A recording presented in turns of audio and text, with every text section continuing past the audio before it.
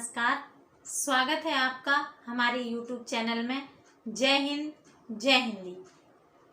पिछला क्लास हमने आदिकालीन साहित्य की विशेषताओं पर लिया था। आज उसकी कुछ प्रमुख रचनाएं बताने वाले हैं। चूँकि टीजीटी, पीजीटी, एलटी ग्रेड आदि को, नेट, जेआरएफ आदि को टारगेट करके ये वीडियो बनाए जा रहे हैं, तो उनमें चूँकि ऑब्जेक्टिव प्रश्न आते हैं, तो ऑब्जेक्टिव में रचनाओं के नाम और उनके जो राइटर्स हैं उनके नाम भी पूछे जाते हैं। किसी की कोई प्रसिद्ध युक्ति है, कुछ है, तो वो सब पूछा जाता है ऑब्जेक्टिव में, तो वो आना आवश्यक है। आपके जो पीसीएस देने वाले हैं उनके भी मेंस के लिए ये, अगर आपको वर्डिंग याद रहती है, कुछ रचनाएं याद रहती हैं, तो उदाहरण के तौर पे आपके लिए भी बहुत महत्वपूर्ण होती हैं। तो दोनों के लिए महत्वपूर्ण है, लेकिन टीजीटी पीजीटी के लिए रटने का विषय ज़्यादा है। मेंस में लिखने वाले अगर 10 रचनाओं की बजाय 2 रचनाएं भी याद करके उदाहरण दे देते हैं तो उनका काम चल जाता है। पर आपके चूंकि ऑब्जेक्टिव में आता है, तो ऑब्जेक्टिव में आपको सिर्फ और सिर्फ सही करने का ही ऑप्शन होता है। आपके पास जो उत्तर दिए हुए हैं उन्हीं में से आपको छांटना होता है। और मेंस में चूंकि हमें लिखना होता है, तो हम उदाहरण में देख सकते हैं कि अगर हमको 4 याद नहीं है तो हम 2 में भी काम चला सकते हैं। ये हमारे ऊपर डिपेंड हो जाता है। तो मेंस वाले भी देखें, और जो ऑब्जेक्टिव एग्जाम देने वाले हैं टीचर का या कोई भी प्रवक्ता का या फिर नेट जेआरएफ वगैरह का, उनके लिए भी ये बहुत इम्पोर्टेंट है। आज हम रचनाएं बता रहे हैं, लेकिन इससे पहले हमने ये परसों वीडियो जो बनाया था उसमें हिंदी साहित्य की विशेषताओं पर डिटेल में बात की थी। उसमें आपको देख के लग रहा होगा कि ऑब्जेक्टिव जैसा कुछ नहीं है, पर आप जब प्रश्न हल करेंगे तो आपको समझ में आएगा कि उसमें से ऑब्जेक्टिव प्रश्न कैसे हल होते हैं, वहां से कैसे पूछा जाता है। क्योंकि जब आपकी कॉन्सेप्ट क्लियर होते हैं तो ऑब्जेक्टिव प्रश्न हल करने में आपको बहुत सहूलियत होती है। तो हम पुराने पेपर देख रहे थे, उसमें सीधा सीधा भी पूछा गया है कि ये वाला किसका है, 12 बरस नो कोकर जीवे और 13 लो जीएस यार, ये इसके लेखक कौन है। तो ये परमाल रासो की सूक्ति है और इसके लेखक जगनेक हैं। तो इस तरह से भी उदाहरण जो हम आपको देते हैं वो भी पूछे जाते हैं, सीधे सीधे उदाहरण भी पूछ लिए जाते हैं ऑब्जेक्टिव में। तो आप देखिएगा। और इससे पहले जो बीच में बहुत लंबा गैप हुआ, लेकिन उससे पहले हमने 3-4 वीडियो बनाए थे, शायद 5 या कितने वीडियो थे। उनमें हमने आपको जब मैं आदिकाल का शुरुआत पढ़ा रही थी, आदिकाल के बारे में जब बताना स्टार्ट की थी, तो काल विभाजन और नामकरण पर बात की थी।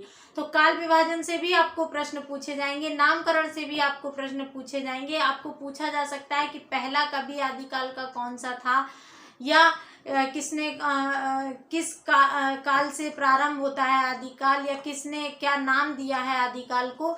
ये सब भी प्रश्न आपसे पूछे जाएंगे। तो इसका वीडियो ऑलरेडी प्लेलिस्ट में बना हुआ है, आप प्लेलिस्ट में जाकर उसे देख सकते हैं। आज हम बात करेंगे रचनाओं पर।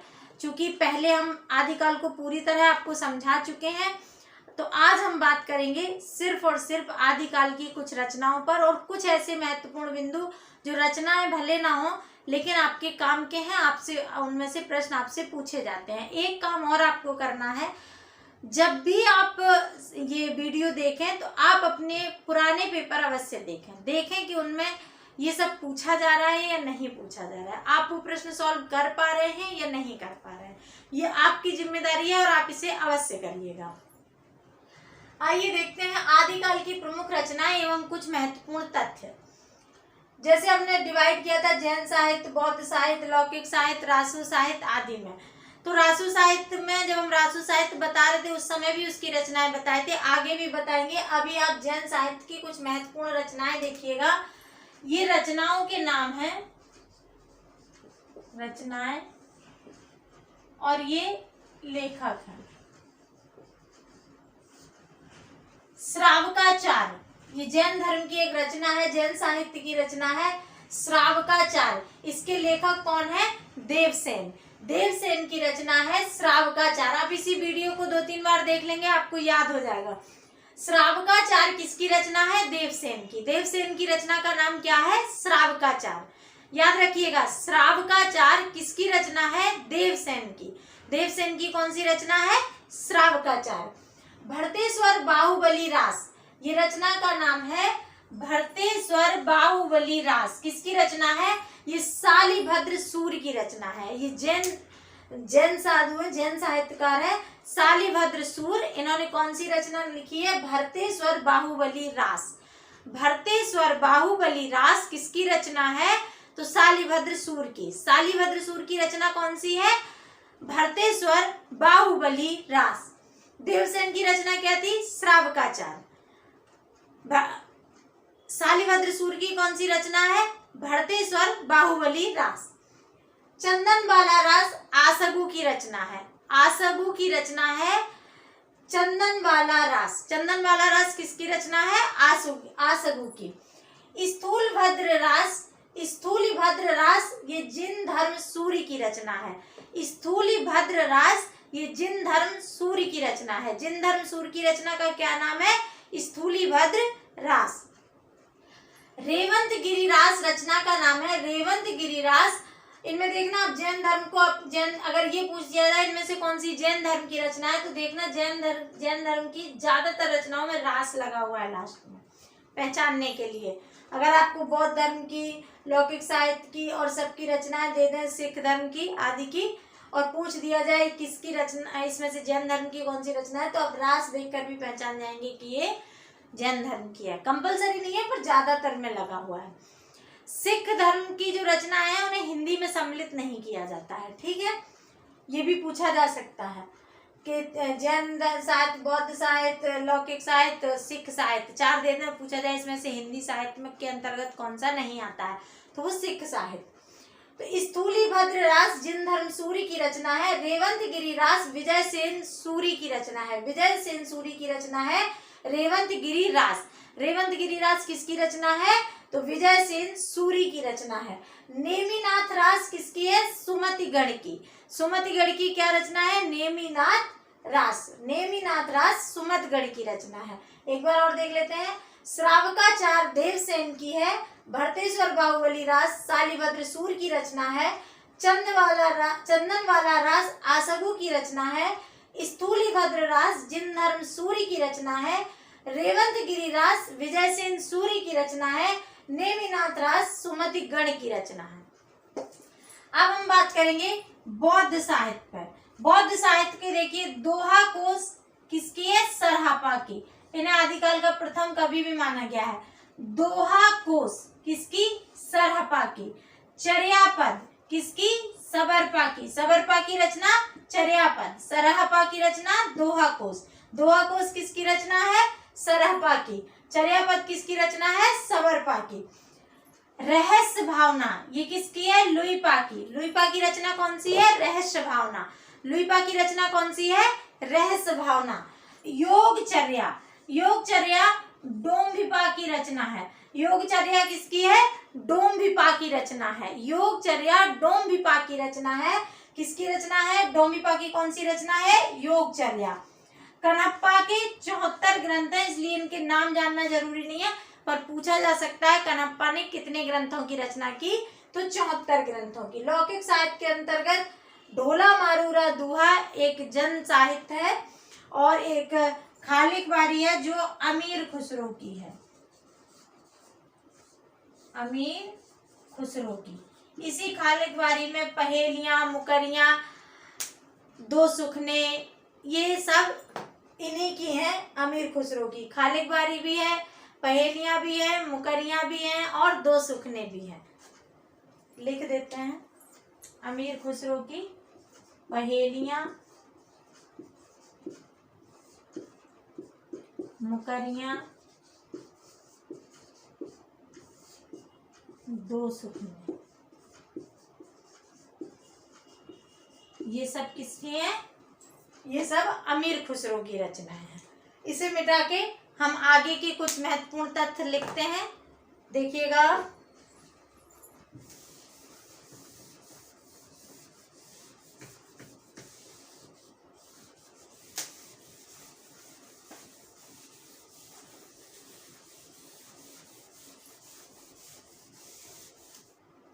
आगे की कुछ महत्वपूर्ण बिंदु देखिए। पहले जो रचनाएं लिखी थी बोर्ड पे उन्हें मिटा के अब ये बिंदु देखिए, ये भी इम्पोर्टेंट है, इनसे प्रश्न पूछे जाते हैं। सिर्फ आदिकाल पर ही 4-5-6 वीडियो या 7 वीडियो हो गए हैं। आप देखिएगा, छोटे छोटे वीडियो हैं, आप इन्हें पूरा पूरा वीडियो देखिएगा, 3-3 4-4 बार देखिएगा, आपको किसी भी बुक से पढ़ने की जरूरत नहीं पड़ेगी। पीजीटी टीजीटी कहीं भी इनसे बाहर प्रश्न आपको नहीं मिलेगा, आप चेक कर लीजिएगा। आचार्य हजारी प्रसाद द्विवेदी ने हिंदी को 2 तरह से बांटा है। एक तो हिंदी भाषा को एक प्राकृताभास कहा, दूसरा पुरानी हिंदी। आचार्य हजारी प्रसाद द्विवेदी ने पुरानी हिंदी को ही अपभ्रंश कहा। आचार्य हजारी प्रसाद द्विवेदी ने पुरानी हिंदी को ही अपभ्रंश कहा। रामचंद्र शुक्ल जी पुरानी हिंदी को प्राकृताभास कहते हैं। देखो, दोनों में थोड़ा ही अंतर है। आचार्य हजारी प्रसाद द्विवेदी ने पुरानी हिंदी को अपभ्रंश कहा, लेकिन शुक्ल जी ने पुरानी हिंदी को क्या कहा? प्राकृताभास कहा। पुरानी हिंदी को प्राकृताभास किसने कहा? शुक्ल जी ने। पुरानी हिंदी को अपभ्रंश किसने कहा? आचार्य हजारी प्रसाद द्विवेदी ने। और पुरानी हिंदी को अपभ्रंश सर्वप्रथम चंद्रधर शर्मा गुलेरी ने कहा था। ये भी ध्यान रखना है आपको। आप लोगों के लिए बड़ी अच्छी अपॉर्चुनिटी है। अभी देखो, झारखंड में पीजीटी टीजीटी की जगह आई हुई है, यूपी में पीजीटी टीजीटी के एग्जाम होने वाले हैं, नवोदय में भी फॉर्म भरे गए हैं, डीएसएसएसबी में भी फॉर्म भरे गए हैं, और बहुत जल्द यूपी में प्रवक्ता पद के लिए और जीआईसी प्रवक्ता और एलटी ग्रेड दोनों के लिए जगह आने वाली है। दोनों की वैकेंसी आने की संभावना है। शायद अगस्त लास्ट तक या सितंबर में इसके नोटिफिकेशन भी आपको देखने को मिल जाए। तो आप लग जाइए, पढ़ लीजिए, आपके बहुत काम आएगा। आप एक बार पढ़ के देखिए, हमें पूरा भरोसा है आपको बहुत लाभ देगा। आचार्य हजारी प्रसाद द्विवेदी ने हिंदी भाषा को 2 भाग में बांटा, प्राकृताभास और पुरानी हिंदी, और इन्होंने पुरानी हिंदी को अपभ्रंश कहा। रामचंद्र शुक्ल जी ने पुरानी हिंदी को प्राकृताभास कहा। अपभ्रंश को पुरानी हिंदी सर्वप्रथम चंद्रधर शर्मा गुलेरी ने कहा। अपभ्रंश को पुरानी हिंदी सर्वप्रथम किसने कहा? चंद्रधर शर्मा गुलेरी ने कहा। इनकी एक बहुत महत्वपूर्ण रचना है, इनकी एक कहानी है, उसने कहा था। पढ़ना आप लोग, बहुत अच्छी कहानी है, उसने कहा था। इसे हिंदी की पहली कहानी भी माना जाता है।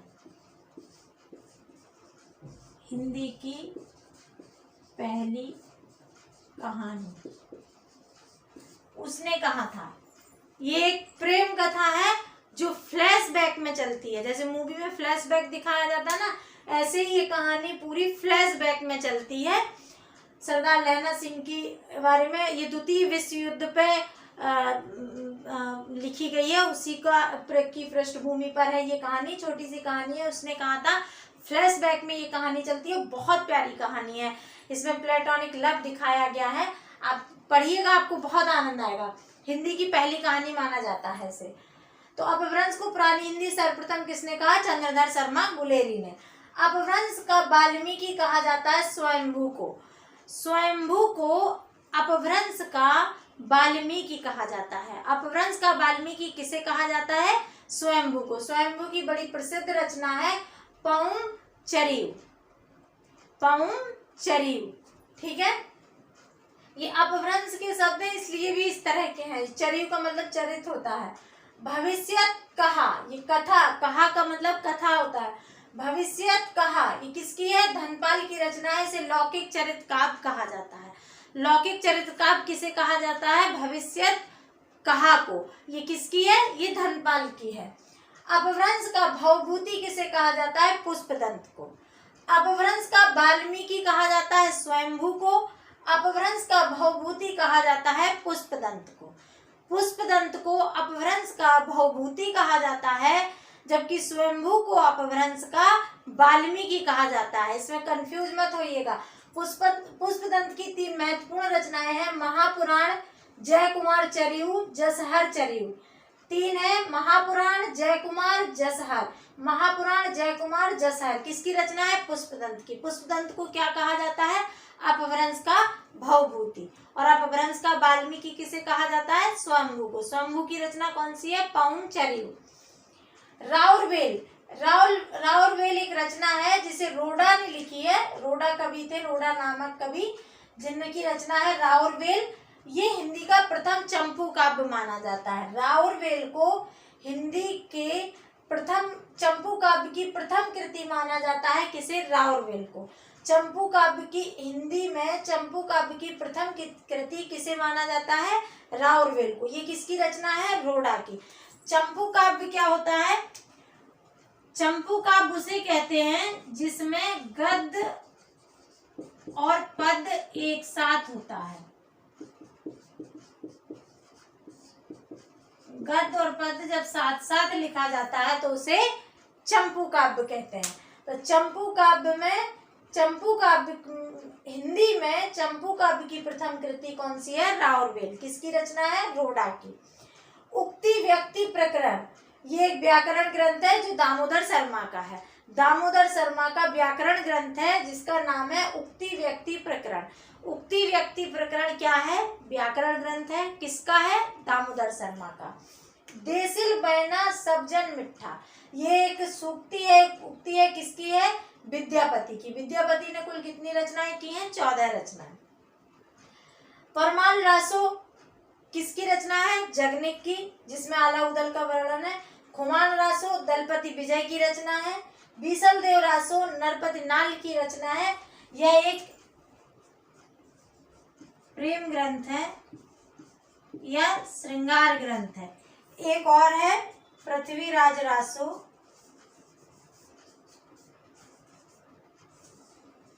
लिखना भूल गई मैं। पृथ्वीराज रासो जो किसकी है? चंद बरदाई।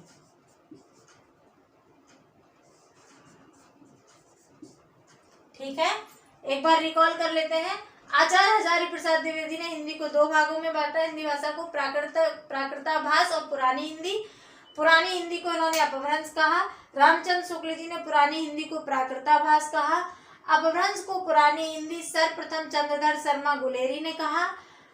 चंद्रधर शर्मा गुलेरी की रचना का नाम उसने कहाता है। यह हिंदी की पहली कहानी है। ये भी प्रश्न पूछे जाते हैं। अपभ्रंश का वाल्मीकि कहा जाता है स्वयंभू को, जिनकी रचना है पयुमचर्यु। भविष्यत कहा धनपाल की रचना है, इसे लौकिक चरित्र काव्य कहा जाता है। अपभ्रंश का भवभूति पुष्पदंत को कहा जाता है, जिनकी रचनाएं हैं महापुराण, जयकुमार चरियु और जसहर चरियु। राउरवेल एक चंपू काव्य जो हिंदी में चंपू काव्य की प्रथम कृति है, जिसे रोड़ा कवि ने लिखा। उक्ति व्यक्ति प्रकरण दामोदर शर्मा की है। ये एक व्याकरण ग्रंथ है। देसिल बवना सबजन मिठा, ये विद्यापति की उक्ति है। विद्यापति ने कुल 14 रचनाएं लिखी हैं। परमाल रासो जगनिक की है। खुमान रासो दलपति विजय की है। बीसल देव रासो नरपति नाल की है, एक प्रेम ग्रंथ या श्रृंगार ग्रंथ है। और पृथ्वीराज रासो चंद बरदाई की है। तो ये कुछ महत्वपूर्ण बिंदु थे जो आदिकाल से रिलेटेड थे।